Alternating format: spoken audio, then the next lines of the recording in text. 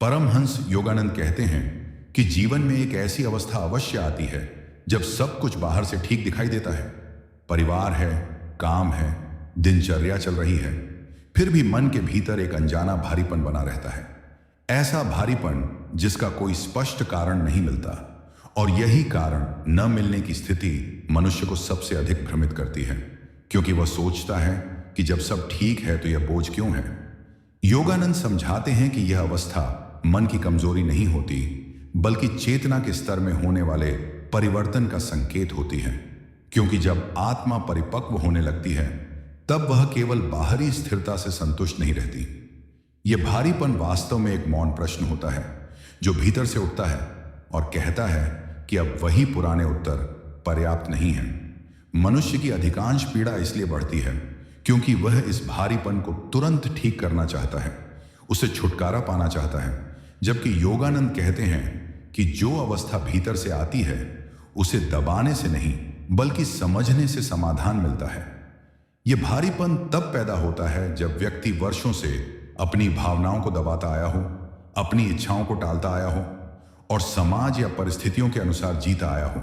क्योंकि एक समय बाद आत्मा यह संकेत देने लगती है कि अब केवल निभाना पर्याप्त नहीं है, अब समझना आवश्यक है। इस अवस्था में व्यक्ति को बिना कारण थकान लगती है, बातें करने का मन नहीं करता। वही गतिविधियां जो पहले आनंद देती थीं अब खाली लगने लगती हैं। और यह सब इसलिए होता है क्योंकि भीतर की चेतना अब अधिक गहराई चाहती है। परमहंस योगानंद कहते हैं कि मनुष्य का मन दो स्तरों पर कार्य करता है। एक सतही स्तर जहां वह रोजमर्रा की बातों में उलझा रहता है, और दूसरा गहरा स्तर जहां आत्मा के प्रश्न जन्म लेते हैं। और जब ये दोनों स्तर एक दूसरे से टकराते हैं तब यह भारीपन उत्पन्न होता है। इस अवस्था में सबसे बड़ी भूल यह होती है कि व्यक्ति स्वयं को कमजोर समझने लगता है या स्वयं को दोष देने लगता है, जबकि सच्चाई यह होती है कि वह भीतर से बदल रहा होता है। योगानंद समझाते हैं कि जैसे शरीर के बढ़ने के साथ पुराने कपड़े तंग हो जाते हैं, वैसे ही चेतना के विस्तार के साथ पुरानी सोच, पुराने संबंध और पुराने लक्ष्य छोटे लगने लगते हैं। और यही असहजता मन में भारीपन के रूप में दिखाई देती है। यदि इस समय व्यक्ति इस संकेत को समझने के बजाय स्वयं को व्यस्त रखने में और अधिक ऊर्जा लगा दे तो यह भारीपन और गहरा हो जाता है, क्योंकि आत्मा को अनसुना किया जा रहा होता है। परमहंस योगानंद कहते हैं कि यह अवस्था ईश्वर की सजा नहीं है बल्कि उसका आमंत्रण है। क्योंकि ईश्वर पहले मनुष्य को भीतर से खाली करता है, तभी वह उसे भरने की प्रक्रिया शुरू करता है। इस भारीपन का सही उत्तर यह नहीं है कि आप अधिक लोगों से मिलें, अधिक मनोरंजन करें या स्वयं को जबरदस्ती सकारात्मक बनाएं, बल्कि सही उत्तर यह है कि आप कुछ समय मौन में बिताएं, स्वयं से प्रश्न पूछें और बिना उत्तर खोजे उन्हें सुनें। योगानंद कहते हैं कि जब व्यक्ति अपने भारी मन के साथ बैठना सीख लेता है तब उसे धीरे धीरे यह स्पष्ट होने लगता है कि उसका दुख किसी एक घटना से नहीं बल्कि वर्षों की अनदेखी से बना है। इस अवस्था में पुराने अनुभव, दबी हुई भावनाएं और अधूरे प्रश्न ऊपर आने लगते हैं, और यही प्रक्रिया भीतर की सफाई होती है। जो व्यक्ति इस सफाई से डरता नहीं वही आगे चलकर वास्तविक शांति को अनुभव करता है। परमहंस योगानंद यह भी कहते हैं कि जब मन भारी रहता है तब व्यक्ति को अपने विचारों की गति धीमी करनी चाहिए, क्योंकि तेज विचार भारीपन को और बढ़ाते हैं और धीमी जागरूकता ही उसे हल्का करती है। धीरे धीरे जब व्यक्ति इस अवस्था को स्वीकार कर लेता है तब उसके भीतर करुणा जन्म लेती है, स्वयं के लिए भी और दूसरों के लिए भी। क्योंकि अब वह समझने लगता है कि हर मनुष्य अपने भीतर किसी न किसी भारीपन को ढो रहा है। इस समझ के साथ जीवन के प्रति दृष्टिकोण बदलने लगता है, शिकायतें कम होती हैं और स्वीकार्यता बढ़ती है। परमहंस योगानंद कहते हैं कि यही स्वीकार्यता आध्यात्मिक जीवन की पहली सीढ़ी है, क्योंकि जब तक मनुष्य जीवन से लड़ता रहता है तब तक वह सीख नहीं पाता।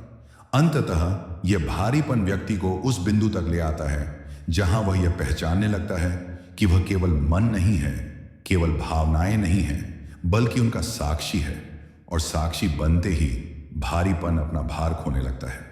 यही वह क्षण है जब मनुष्य को पहली बार बिना कारण शांति का अनुभव होता है, और वह समझ जाता है कि जो अवस्था उसे डराती थी वही उसे भीतर की ओर ले जाने का मार्ग बन गई।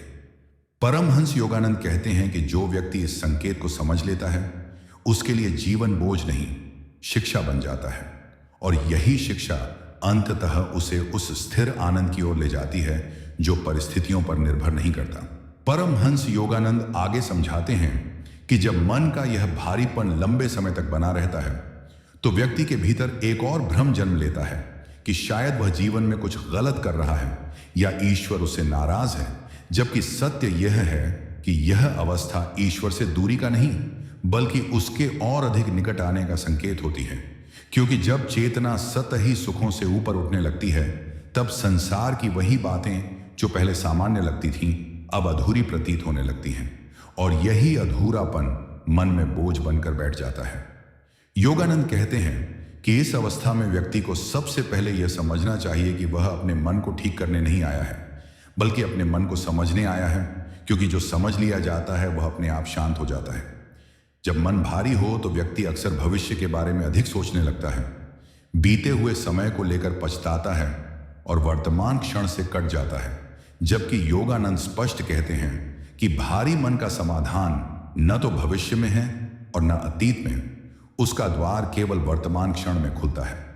जैसे ही व्यक्ति बिना किसी लक्ष्य के, बिना किसी अपेक्षा के केवल वर्तमान में बैठना सीखता है, वैसे ही उसे पहली बार यह अनुभव होता है कि भारीपन विचारों से जुड़ा है, उसके अस्तित्व से नहीं। योगानंद कहते हैं कि मनुष्य अपने विचारों को स्वयं समझ लेता है और मान लेता है कि वही वह है, जबकि सच्चाई यह है कि विचार आते हैं और जाते हैं, लेकिन जो उन्हें देख रहा है वही वास्तविक स्वरूप है। जब यह पहचान थोड़ी सी भी जागती है तब मन का बोझ हल्का होने लगता है, क्योंकि अब व्यक्ति हर विचार को अपने ऊपर नहीं लेता। इस अवस्था में एक और महत्वपूर्ण परिवर्तन होता है कि व्यक्ति दूसरों से बहुत अधिक अपेक्षाएं करना छोड़ने लगता है, क्योंकि उसे यह स्पष्ट होने लगता है कि उसकी शांति किसी और के व्यवहार पर निर्भर नहीं हो सकती। परमहंस योगानंद कहते हैं कि मन का भारीपन तब और बढ़ जाता है जब हम चाहते हैं कि दुनिया हमें समझे, हमें माने, हमारे दर्द को पहचाने। लेकिन जैसे ही व्यक्ति यह स्वीकार कर लेता है कि हर कोई अपने ही स्तर से देख रहा है, वैसे ही भीतर एक अजीब सी हल्कापन आने लगता है।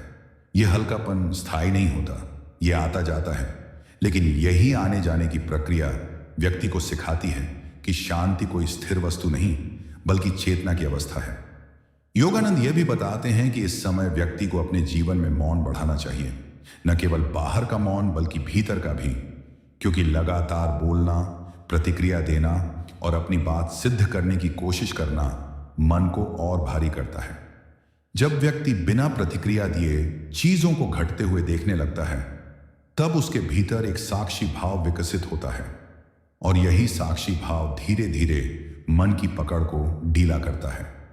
इस अवस्था में व्यक्ति को ध्यान या नाम स्मरण की ओर आकर्षण महसूस हो सकता है, लेकिन योगानंद चेतावनी देते हैं कि इसे भी उपलब्धि बनाने की कोशिश न करें, क्योंकि जैसे ही साधना भी लक्ष्य बन जाती है मन फिर से बोझ उठाने लगता है। सही साधना वह है जिसमें व्यक्ति स्वयं को सुधारने नहीं बल्कि स्वयं को जानने बैठता है।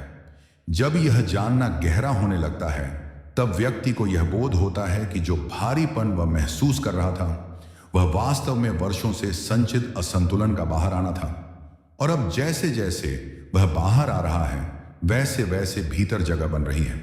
यही जगह धीरे धीरे शांति, करुणा और स्थिरता से भरने लगती है। परमहंस योगानंद कहते हैं कि इस अवस्था में व्यक्ति को यह भी समझना चाहिए कि हर मनुष्य अपने समय पर जागता है, इसलिए स्वयं की तुलना दूसरों से करना बंद करना आवश्यक है, क्योंकि तुलना मन को सबसे भारी बना देती है। जब व्यक्ति यह स्वीकार कर लेता है कि उसका मार्ग अलग है, उसकी गति अलग है, तब उसके भीतर एक गहरा भरोसा जन्म लेता है। यही भरोसा उसे यह सिखाता है कि जीवन किसी परीक्षा की तरह नहीं बल्कि एक यात्रा की तरह है, जहां हर अनुभव कुछ ना कुछ सिखाने आता है। अंततः जब व्यक्ति इस भारीपन के साथ लड़ना छोड़ देता है और उसे समझने लगता है, तब उसे यह अनुभूति होती है कि जो अवस्था उसे डरा रही थी वही उसे भीतर की शांति की ओर ले जा रही है, और यहीं पर यह यात्रा एक नए स्तर पर प्रवेश करती है, जहां जीवन को बदलने की नहीं बल्कि देखने की आवश्यकता रह जाती है। और यही देखने की स्पष्टता धीरे धीरे उस शांति में परिवर्तित हो जाती है जिसे परमहंस योगानंद सच्चा आनंद कहते हैं।